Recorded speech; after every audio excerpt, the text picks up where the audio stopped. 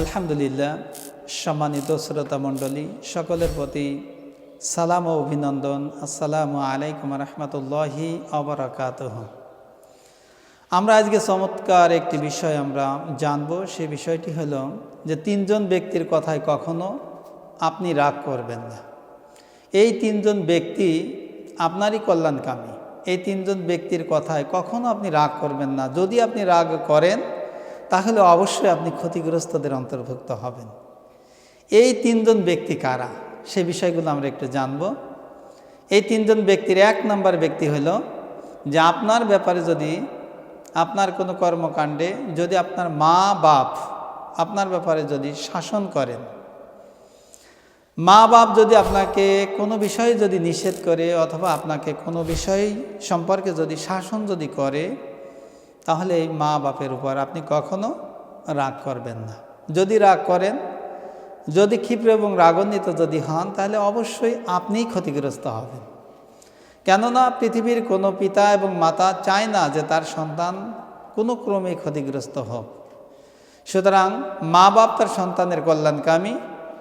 মা বাপ যখন আপনার কামিতায় যখন কোনো সংশোধনের উদ্দেশ্যে আপনাকে যখন কোনো বিষয় নিষেধ করবে অথবা কোনো অপরাধ করার কারণে যদি আপনাকে যদি শাসন করে, তাহলে আপনি ওই পিতামাতার উপর কখনো আপনি রাগ করবেন না। যদি রাগ করেন, যদি অসন্তুষ্ট হন, যদি মা বাপের সঙ্গে যদি খারাপ আচরণ করেন, তাহলে আপনি নিঃসন্দেহে আপনি ক্ষতিগ্রস্তদের অন্তর্ভুক্ত হবেন। এই জন্য একটি কথায় আছে যে সন্তান যেখানেই যাক না কেন, সন্তান যেখানেই থাক না কেন, মা বাপের দোয়া তার সাথেই থাকে। আর বান্দা যেখানেই থাক না কেন, যত বিপদেই পড়ুক না কেন, আল্লাহ রাব্বুল আলামিনের দয়া এবং করুণা তার সাথেই থাকে। সুতরাং মা বাপের উপরে মা বাপ সন্তানকে কোনো প্রকার শাসন যদি করে, সে ব্যাপারে আপনি অসন্তুষ্ট পোষণ করতে পারবেন না।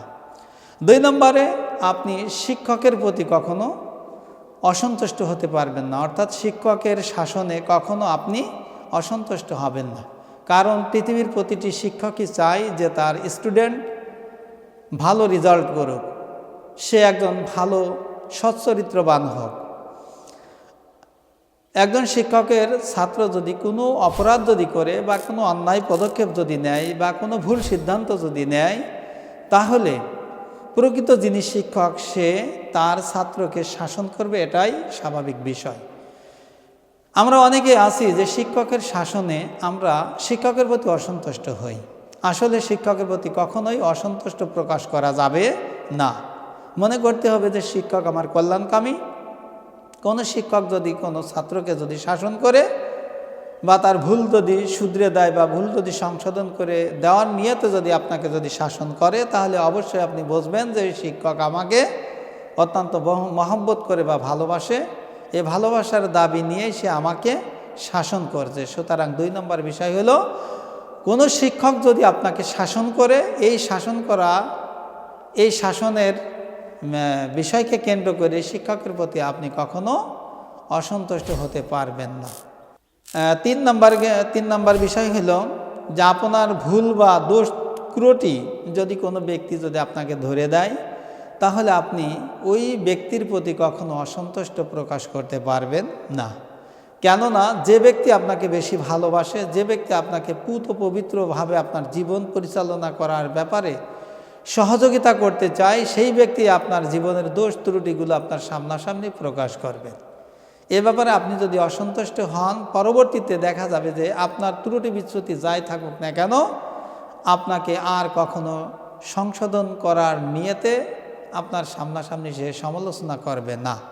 এই জন্য আপনার দোষ ত্রুটি যদি কোনো ব্যক্তি যদি সংশোধনের উদ্দেশ্যে যদি আপনার সামনাসামনি যদি প্রকাশ করে, সেই ক্ষেত্রে ওই ব্যক্তির প্রতি আপনি কখনো অসন্তুষ্ট প্রকাশ করতে পারবেন না। বরঞ্চ আরও আপনি তাকে এই নির্দেশ বা এই পরামর্শ দেবেন যে ভাই রে বাপুরে, আমার যদি কোনো ভুল ভ্রান্তি বা ভুল ত্রুটি যদি হয়ে থাকে বা আমি ভুল পথে যদি নিজেকে যদি ধাবিত করি, তাহলে আমার এই ভুল সিদ্ধান্ত যদি হয় বা আমার ত্রুটি যদি থাকে, তাহলে আপনি আমাকে ধরে আমার সংশোধন করে দেবেন। এই ব্যাপারে আমার কোনো মন্তব্য থাকবে না। তাহলে আশা করা যায় আপনি সুন্দরভাবে আপনি আপনার জীবনটাকে পরিচালনা করতে পারবেন।